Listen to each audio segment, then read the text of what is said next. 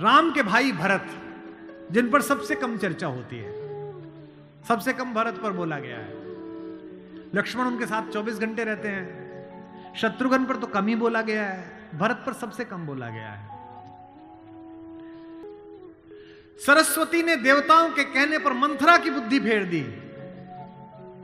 सरस्वती ने देवताओं के कहने पर कैकेयी की बुद्धि फेर दी। लेकिन जब भरत ने कहा कि मैं भैया को वापस लेने जा रहा हूं, तो देवताओं में खलबली मच गई। बोले यार अभी तो गया है ये, और इसको लेने ही चल दिया, और राम भावुक भी है, इसके प्रेम में वापस ना आ जाएं। तो देवताओं ने सरस्वती को कहा कि तुम जरा बात कर दो।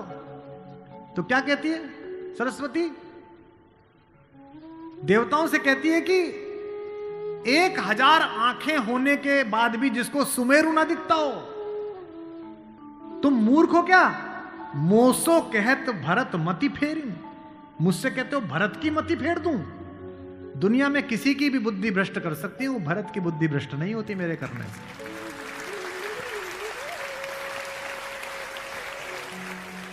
भरत जब भैया को ढूंढते हुए निकले तो पूरे खानदान को लेकर निकले। भरत ने कहा किसी की तो मान लेंगे, कौशल्या की मान लेंगे, ससुर को भी लेकर गए। जब पहली रात भरत वहीं रुके जहां राम रुके थे, भरद्वाज के आश्रम में। सुबह चलते समय भरत संकोच में थे, तो भरद्वाज ने कहा कि राजन, क्योंकि राजा हो चुके थे, आपके चेहरे पर संकोच है। तो भरत ने डरते हुए कहा कि महर्षि मैं डरा हुआ हूं, मेरी मां ने इतनी बदतमीजी की बात कर दी, मैं बाहर था। भरत को नहीं बताया गया था कि पिता दिवंगत हो गए, पता है आपको ये बात नहीं? भरत को संदेश भेजा गया था तो उसमें यह नहीं कहा गया था कि पिता एक्सपायर कर गए, यह कहा गया था कोई इमरजेंसी है, घर आओ। अयोध्या के बाहर नंदीग्राम में इनके पूर्वजों का एक मंदिर था, जहां इनके पूर्वजों की प्रतिमाएं लगी हुई थी। मानधाता की, दिलीप की, रघु की, अज की, नहुष की। वहां भरत रास्ते में रुके अपनी सेना के साथ पूजन करने के लिए, कि पूर्वजों का पूजन कर लो, पुरखों का। पुरोहित ने हाथ में थाली दी, तो पहले इसका पूजन पृथु, जो सबसे पहले जिनके कारण ये पृथ्वी कहलाती है, इनके घर के, फिर मानधाता का, फिर राजा बलि का जिन्होंने अपना मांस दे दिया था, रंतिदेव का। पूजन करते करते अज, रघु, दिलीप तक आए, और जैसे ही उन्होंने अगली मूर्ति देखी तो देखी पिताजी की मूर्ति। तेज तो थे ही, उन्होंने पुरोहित की तरफ देखा कि ये क्या? पुरोहित की आंख में आंसू, उसने कहा कि महाराज नहीं रहे, और भरत के हाथ से थाली छूट गई। भरत ने कहा मुझे किसी ने बताया क्यों नहीं कि पिताजी दिवंगत हो गए, क्या हुआ था? बोले राम को वनवास मिल गया। भैया को वनवास क्यों मिल गया? आपकी मां ने मांग लिया। भरत घोड़ा दौड़ाते हुए अयोध्या तक पहुंचे, रोते हुए। सोच के देखिए, भरत जैसा भाई, भ्रातृत्व में राम किसी का उदाहरण नहीं देते, लक्ष्मण का भी नहीं देते। जब हनुमान को गले लगाते हैं तो ये नहीं कहते कि तुम लक्ष्मण जैसे भैया हो मेरे, तुम मोहि प्रिय ही भरत संभाई। देना हुआ है जब कोई प्यारा उदाहरण, हमने दिया है सिर्फ तुम्हारा उदाहरण।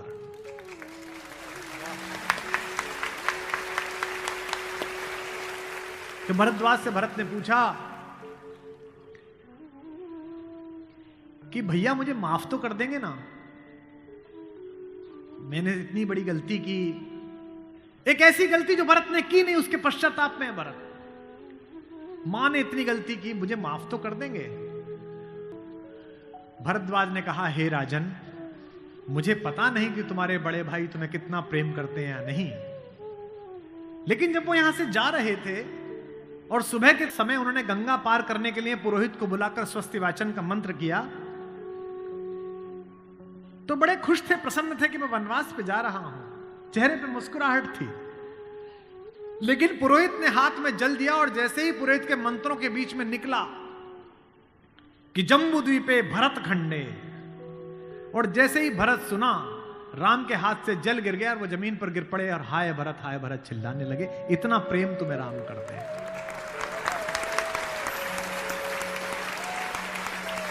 राम करुणा से भरे हुए, इसीलिए करुणा निधि है। इसीलिए कहता हूं कि इस कहानी से पॉलिटिक्स सीखिए, इस कहानी से स्ट्रेटेजी सीखिए, इस कहानी से ह्यूमन वैल्यूज सीखिए, फैमिली वैल्यूज सीखिए। और जो राजनीति में लोग काम करते हैं उनसे भी अनुरोध है कि सदा जनता की भावनाएं ही सत्य नहीं होती। इस देश का पहला लोकतंत्र का मानक गढ़ा राम ने, जिसने कहा कि जनता ही सदैव सत्य नहीं है, नीति सत्य है। मैं इसको सिद्ध करके बताऊंगा अब आपको। जब राम जंगल गए तो सब दुखी थे, सब परेशान थे, हर आदमी उन्हें लौटाना चाहता था। अगर राम उसी दिन लौट आते तो सब खुश हो जाते, लेकिन राम ने जनमत का सम्मान नहीं किया, नीति का सम्मान किया।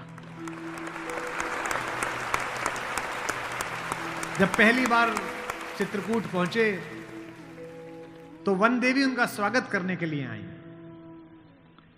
वन देवी ने पूछा कि आप मेरे यहां विश्राम करने आए हैं, मैं आपके लिए क्या कर सकती हूं। तो राम ने क्या मांगा होगा सोचो। राम ने कहा कि हे वन देवी, बाकी सब ठीक है, निभा लेंगे, पर्णकुटी बना लेंगे, फल फूल खा लेंगे, जिस रास्ते से मैं आया हूं उसके कांटे हटा देना। वन देवी ने कहा कि आप तो आ चुके, अब कांटे हटाऊं ना हटाऊं इससे क्या। राम ने जो उत्तर दिया वो आपकी आंख भिगोने के लिए काफी है। राम ने कहा कि मेरी तो कोई दिक्कत नहीं है, मेरे पैर में कांटे लग गए, पर मुझे ढूंढता ढूंढता मेरा भाई भरत इसी रास्ते से आएगा, उसको कांटे नहीं चुभने चाहिए, कांटे हटा दे।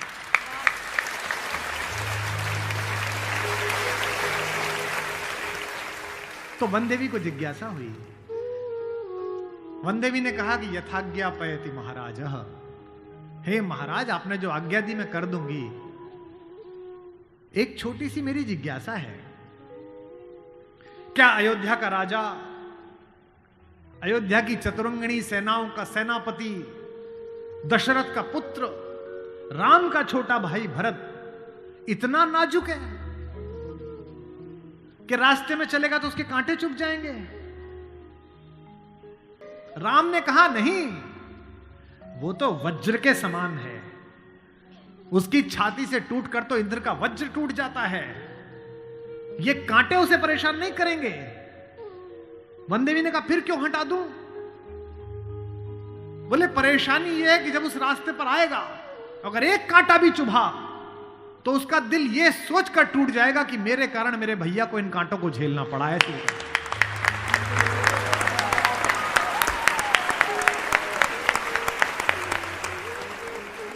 बिना चप्पलों के भरत चले, और जब चले तो भाई मृदु भूमि सकुच मन मन ही, भूमि भी संकोच से भर गई।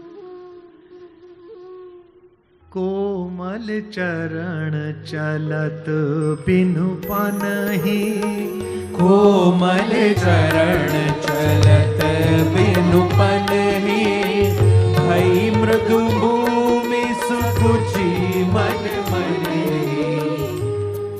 इसका मतलब यह है कि भगवान स्वयं कष्ट सह सकते हैं, पर जो उन्हें प्रेम करता है वो कष्ट सहे ये उन्हें स्वीकार नहीं।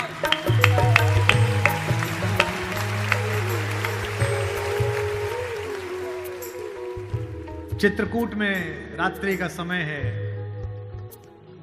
चांदनी खिली हुई है, चंद्रमा निकला हुआ है। ये वो पल था जहां से राम की कहानी पलट सकती थी। अगर दशरथ के अंधेरे कक्ष का एक निर्णय राम को इस जंगल तक लाया है मित्रों, तो आज इस पूर्णमासी के चांद के नीचे का राम का एक निर्णय राम को वापस अयोध्या ले जा सकता है या लंका ले जा सकता है। ये वो रात थी। मुझसे कोई पूछता है कि राम कथा की सबसे महत्वपूर्ण रात्रि कौन सी है, जिस दिन लक्ष्मण को मूर्छा आई वो भी महत्वपूर्ण नहीं थी, क्योंकि पता था कि बच जाएंगे। जिस दिन सीता का अपहरण हुआ वो रात्रि भी महत्वपूर्ण नहीं थी। यही रात महत्वपूर्ण थी, यही रात अंतिम, यही रात भारी, जिसमें भरत, शत्रुघ्न, तीनों माताएं, गुरु वशिष्ठ, ससुर साहब, सास, सब आए हैं कि बस राम लौट चलो। तदनंतर बैठी सभा उटज के आगे, नीले वितान के तले दीप बहु जागे। टकटकी लगाए नयन सुरों के थे वे, सब देख रहे थे। परिणाम उत्सुक उन भयातुरों के थे वे, वह चंद्रलोक था कहां चांदनी वैसी। प्रभु बोले गिरा गंभीर गूढ़ निधि जैसी।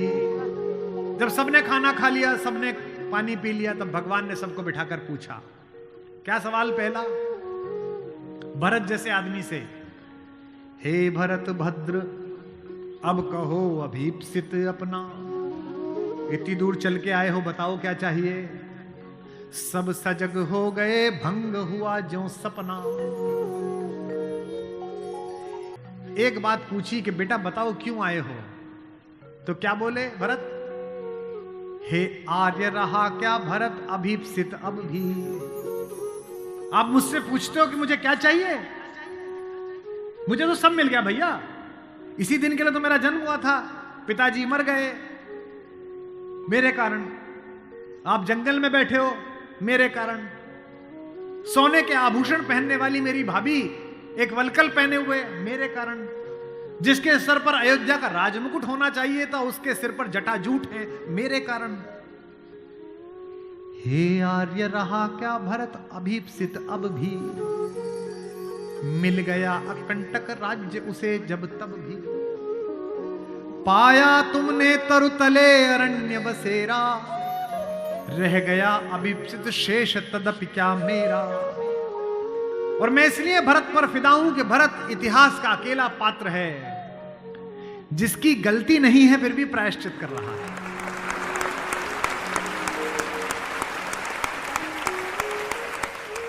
भरत अकेले हैं जिनकी कोई गलती नहीं है, उनकी मां की गलती है और वो प्रायश्चित कर रहे हैं। यहीं से राम का लोकतंत्र प्रारंभ होता है। कैसे? पूरी अयोध्या सोचती है कि कैकेयी अपराधीन है। राम उस रात दो काम करते हैं। भरत को लोकतंत्र का मंत्र देते हैं और कैकेयी को स्वीकार करके क्षमा का मंत्र देते हैं। उन्हें पता था कि अगर भरत लौट भी जाएगा तो जीवन भर मां से बात नहीं करेगा, पूरी अयोध्या इनके नाम पर नाराज रहेगी। इसलिए जब तीनों माएं पहुंची हैं, प्रथम राम भेंटी कैकेयी। राम ऐसे थोड़ी है कि हायरार्की नहीं जानते हो कि पहले अपनी बड़ी मां का प्रणाम करें, फिर सुमित्रा का प्रणाम करें, फिर कैकेयी का प्रणाम करें। उनको पता था कि कैकेयी के बारे में लोगों के मन में अच्छी धारणा नहीं है।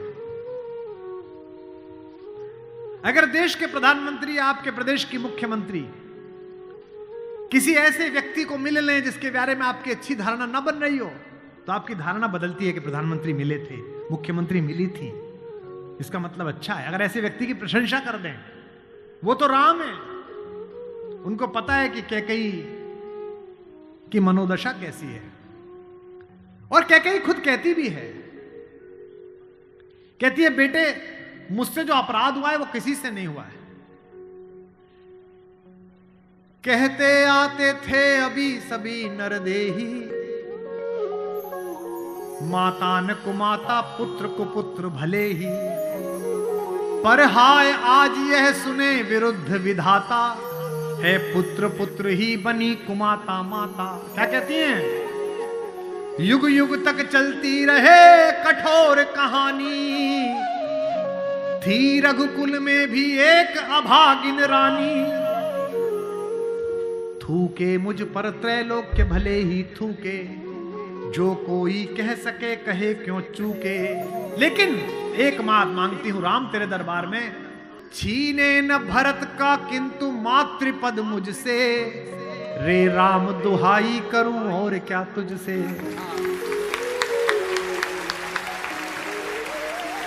सोचिए कैसा क्षण है, अपने ही बेटे को मांग रही है राम से।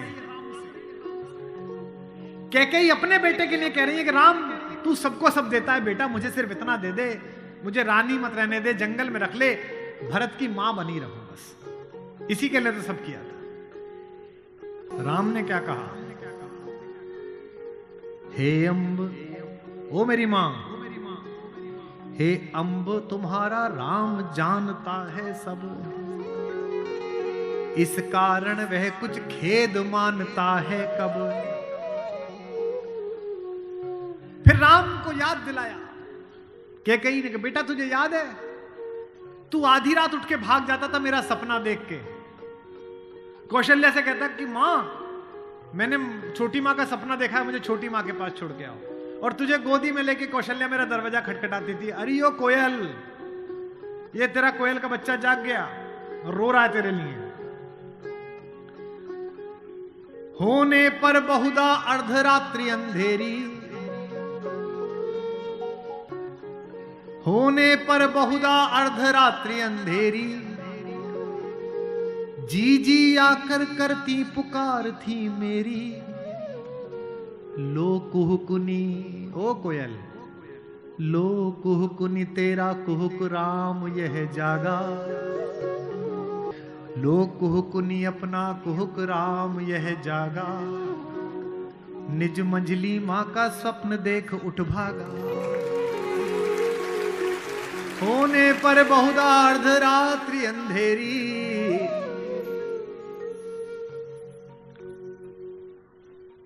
राम ने क्या कहा, मैं वही राम तू वही कैकेयी मेरी। कि 100 बार धन्य वह एक लाल की माई। कौन? 100 बार धन्य वह एक लाल की माई, जिस जननी ने है जना भरत सा भाई।